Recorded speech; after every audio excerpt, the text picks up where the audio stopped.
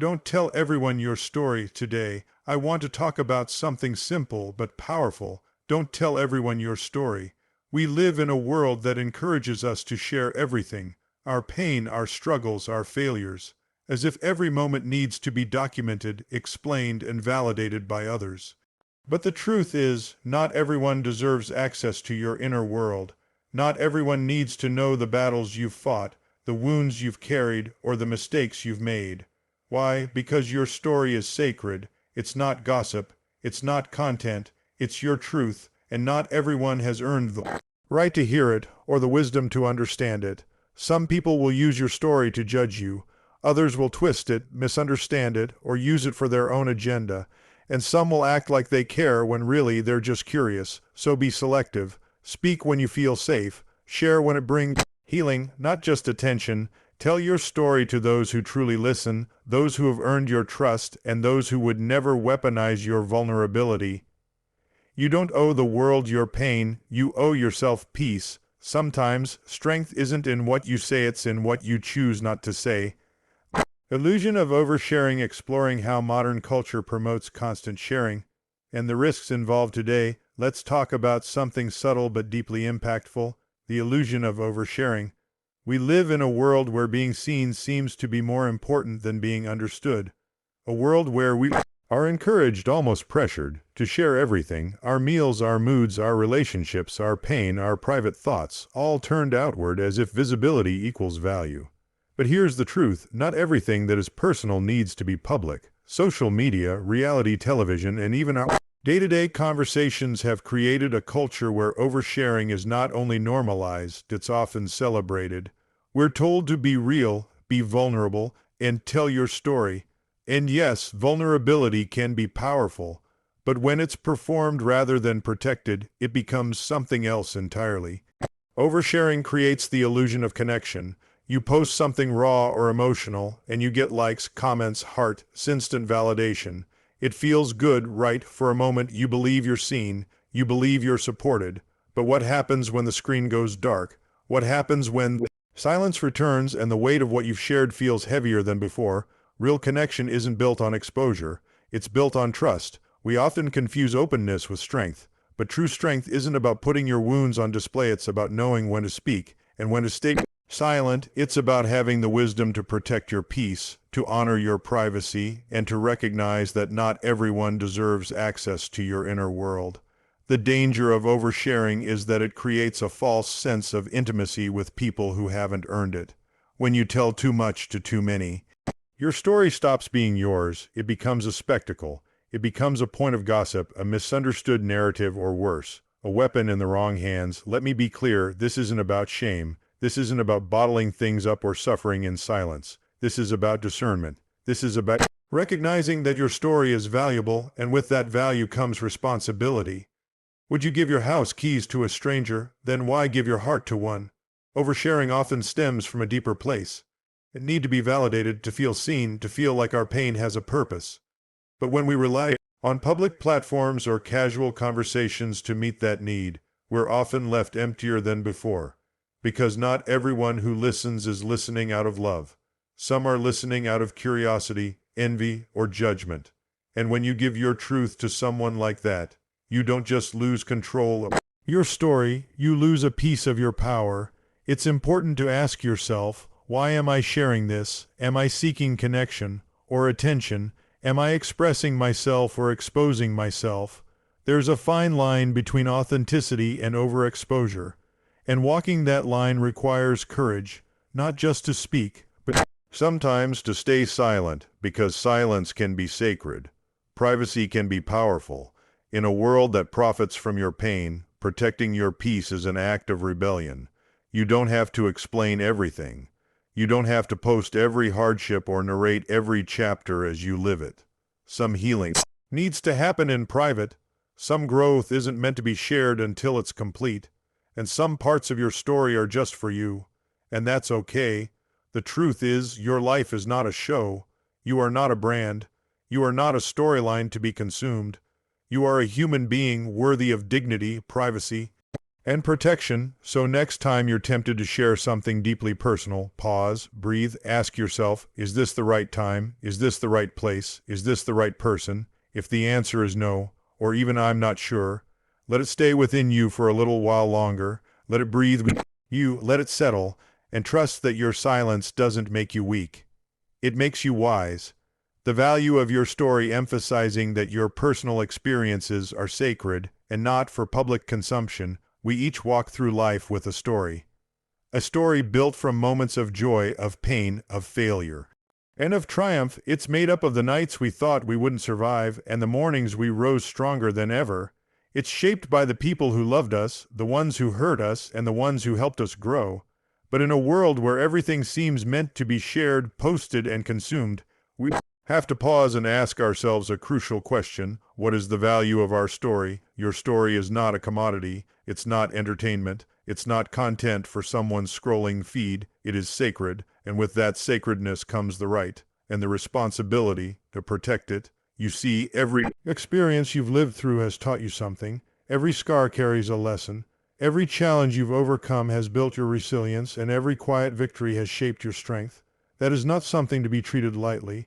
That is not something to be casually thrown into conversations or turned into casual small talk with people who have not earned your trust. You are the author of your story, and just like any good author, you get to decide what parts are shared, and with whom. Far too often, we are made to feel like our worth is tied to how visible our struggles are. We think that if we speak our pain loudly enough, people will validate it. That if we expose our most personal experiences, we will be rewarded with connection or admiration. But the truth is, oversharing doesn't always lead to healing. Sometimes it leads to exploitation. Sometimes it leads to misunderstanding, and too often it leaves you feeling more vulnerable than before because the people you shared with were not ready to hold what you gave them. Let me ask you something. Would you place a priceless piece of art in the middle of a crowded subway station and let strangers walk all over it? No, you'd frame it, protect it. You'd display it with intention in the right place to the right audience, one that respects and understands its value. Why should your story be treated any differently? We must stop offering our most personal truths to people who see them as entertainment, who reduce our depth to drama, or who only listen for the sake of gossip. Not everyone has earned the right to your honesty. Not everyone deserves to know where it hurts. This isn't about building walls. It's about setting boundaries. It's about knowing that you can share your truth without handing it over. You can express emotion without sacrificing your privacy. You can be authentic without being completely exposed. There's strength in discretion. There's dignity in silence. And there's wisdom in waiting for the right person, the right moment, the right space to tell your story in full. When we start viewing our stories as sacred, we change the way we carry ourselves. We no longer feel the need to explain ourselves to everyone. We stop chasing validation from people who will never understand our journey. And instead, we find peace in the knowledge that our story has value simply because it's ours. That doesn't mean you shouldn't share your story at all. In fact, when shared intentionally, with safe, supportive people, your story can be a force for healing, connection, and even transformation. But the key word is intentionally. You don't owe anyone your story, not your coworkers, not your acquaintances, not your followers online, and certainly not the people who only show up when you're struggling. You don't need to prove anything. You don't need to justify your pain. Your lived experience is already valid, already enough, already meaningful. Your story is yours to hold, to honor, and to protect. And here's the most empowering part. You get to choose when to share it, who to share it with, and how to tell it. You are not a prisoner of your past. You are its survivor. You are its narrator. And you get to decide which chapters you reveal and which ones stay in the quiet sanctuary of your heart. So I'll leave you with this. Treat your story like treasure. Not everyone deserves access to it. Not everyone will understand it, and not everyone is meant to carry it with you. But you are the keeper of something rare, something real, something that can light the way for others. But only when you choose to share it on your terms. Know your worth, know your story, and most of all, know that you don't have to give it away to prove that it matters. The dangers of vulnerability in the wrong hands, warning against sharing with those who may misuse or misunderstand your truth. Let's begin today by acknowledging a powerful truth. Vulnerability is a gift. When you open up to someone, when you share your fears, your pain, your hopes, or your failures, you are offering them a part of yourself that is raw, unfiltered, and deeply human. It's not weakness. In fact, it's one of the most courageous things a person can do. But here's where the problem lies. Not everyone is worthy of your vulnerability. Not everyone has the intention, capacity, or maturity to hold your truth with care. And when we give our most personal truths to the wrong hands, we don't just risk being misunderstood, we risk being hurt. We've all been there.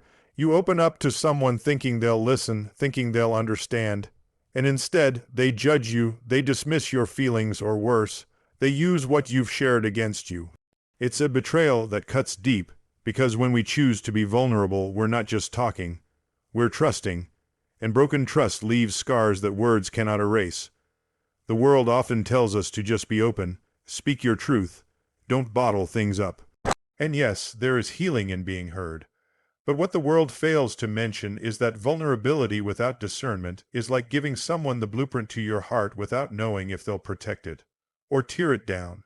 Not every listener is safe, not every friend is true, not every space is sacred. Some people are drawn to your vulnerability not because they care, but because they're curious. Some want to know your pain so they can feel better about their own.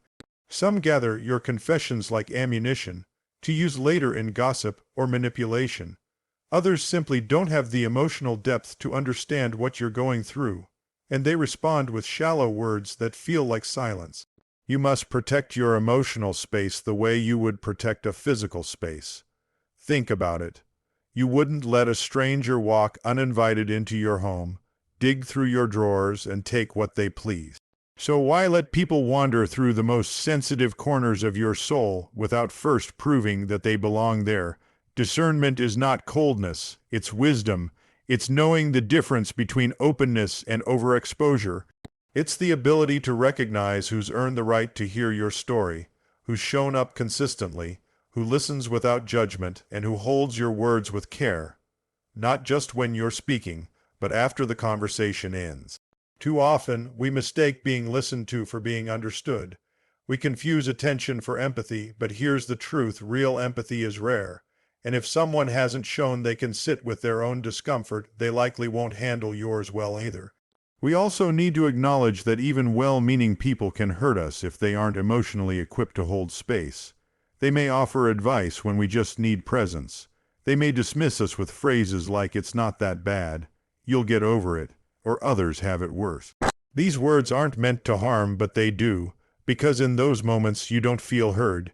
You feel minimized, and that's one of the greatest dangers of misplaced vulnerability. It can make you feel smaller. Like your pain doesn't matter, like your story isn't worth telling. That's why emotional boundaries matter. That's why it's okay, more than okay, to be selective about who you let in. You are not obligated to share your truth with everyone. You are not required to explain your trauma to people who haven't earned your trust. And you never have to defend your decision to keep certain parts of your life private. Remember this: vulnerability is powerful when it's protected. It is empowering when it's shared intentionally, and it is healing when it's received with compassion. So what can you do? Start by building a circle of safety. These are the people who listen without trying to fix you, who sit with your silence, and who don't disappear when things get uncomfortable. These are the ones who won't flinch at your truth because they've faced their own. Find them, nurture those connections. They are rare, and they are worth holding on to. Second, learn to listen to your inner signals. If something feels off about a person or a situation, honor that instinct. If you hesitate before opening up, pay attention to that. Your intuition is your first line of defense. And lastly, remind yourself that your story is valuable. So valuable, in fact, that it shouldn't be handed to people who don't treat it with the care it deserves. Be brave, but be wise. Be open, but be guarded. And above all, be kind to yourself. You are not fragile for needing protection. You are not weak for choosing privacy. You are strong for knowing that your vulnerability is a sacred thing and should only be placed in hands that will honor it.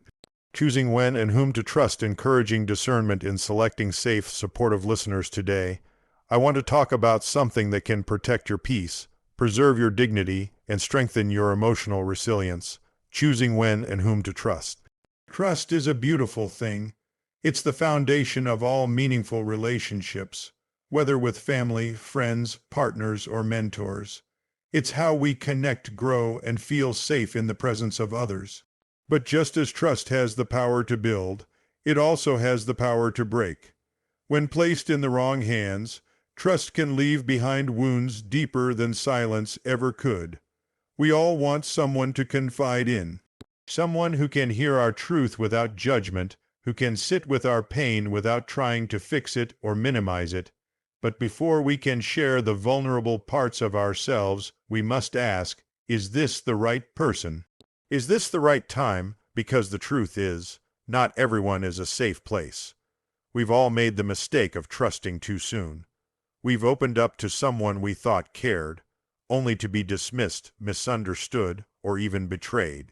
It teaches us that trust once broken is hard to rebuild, and that giving it away too freely can cost us more than we imagined. So how do we decide when and whom to trust? Let's start with when. Timing matters. If you're still in the rawest part of your pain, when emotions are high and wounds are fresh, it might be wise to hold your story gently within yourself for a little longer. Not because you have to suffer alone, but because healing often requires reflection before explanation. Sometimes we're not ready to tell our story yet, and that's okay. You don't owe anyone immediate access to your heart just because they ask for it. Take your time, speak when you feel grounded, when your words come from a place of clarity, not desperation. Now, let's talk about whom. It's not about finding perfect people. None of us are perfect listeners all the time. It's about recognizing consistent patterns of respect, compassion, and emotional safety. Trust people who listen to understand, not to respond. Trust those who hold your story with care, not curiosity. Trust those who don't flinch at your truth, even when it's messy or painful. Pay attention to how people handle small things before giving them something big. Do they keep your confidences? Do they respect your boundaries? Do they offer empathy, not just advice? These are the signs of a safe listener. You see, real connection isn't built through shared secrets. It's built through shared safety. You shouldn't have to fear judgment when you speak your truth.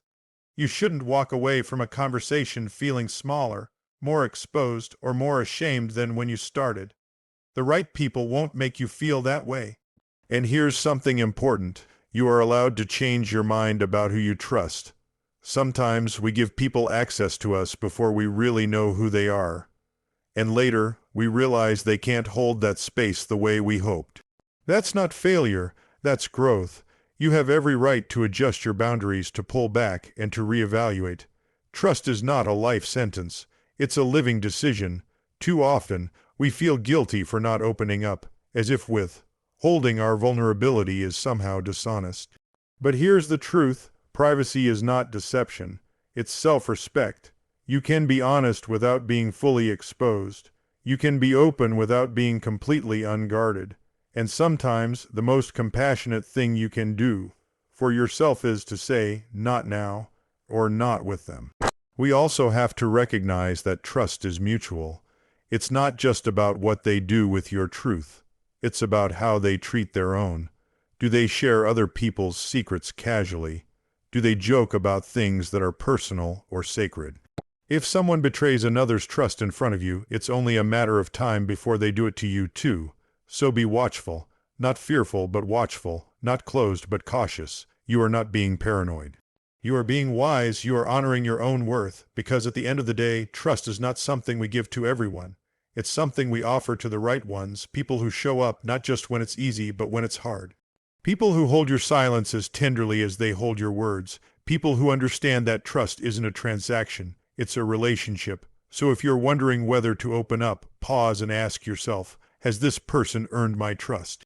Have they proven themselves reliable over time? Do I feel safe, not just heard? And if the answer is yes, then share freely. Let the connection deepen, let the healing begin. But if the answer is no, or even not yet, then protect your peace. Speak when it's safe, trust when it's right, and know that your story is too valuable to be placed in careless hands. Trust is powerful, trust is precious, and most importantly, trust is your choice. Silence as a form of strength, highlighting that restraint and privacy can be powerful acts of self-respect. We live in a world that constantly urges us to speak, to share, to explain, to defend, to update. We are told that being open means being strong, that transparency equals authenticity, and that silence is something to be broken. But I want to offer you a different perspective today, that silence can be one of the most powerful forms of strength you will ever possess. Silence is not weakness, it is not avoidance, it is not an absence of courage. Silence, when chosen with intention, is dignity, it is control, it is wisdom, and perhaps most importantly, it is self-respect. You see, in a culture of constant noise, where every emotion must be posted, every thought must be tweeted, and every experience must be explained, choosing not to share can feel unnatural, even rebellious. But what if that very act of restraint is what makes you stronger? What if holding back is not a sign of fear, but a sign of emotional maturity? Let's be clear. I am not talking about silencing your voice when it deserves to be heard. I'm not saying to hide your truth or suppress your pain. I'm talking about the conscious choice to be selective with your truth. The strength to say, this is mine, and I don't owe it to anyone. Because not everything you feel needs to be put on display. Not every conflict needs a response. Not every moment needs an audience. There is great power in sitting with your thoughts before releasing them. There is dignity in not letting the world pull your emotions out of you just because it demands a performance. Your silence is a boundary, and boundaries are not walls. They are doors you choose when and how to open. In silence, you reclaim control over your story. You take back the narrative that others may want to write for you. You choose presence over performance, reflection over reaction, peace over pressure. We often think that being vocal is the only way to be seen. That if we don't speak, people will assume we're weak or worse, irrelevant. But here's the truth. Real strength doesn't need to announce itself. Real strength is felt, even in stillness. Consider the moments in your life when you've held back words you could have spoken in anger, or resisted the urge to prove your point to someone who wasn't listening anyway. That took restraint, that took confidence, that took a deep understanding that not every battle is worth fighting, and not every audience is worth performing for. There is peace in letting some things go unspoken. Silence is also where we hear ourselves most clearly. In the quiet, away from judgment, comparison, and noise, we begin to process, we begin to heal, we begin to truly understand what we think, how we feel, and what we need. Too often, we rush to speak before we understand.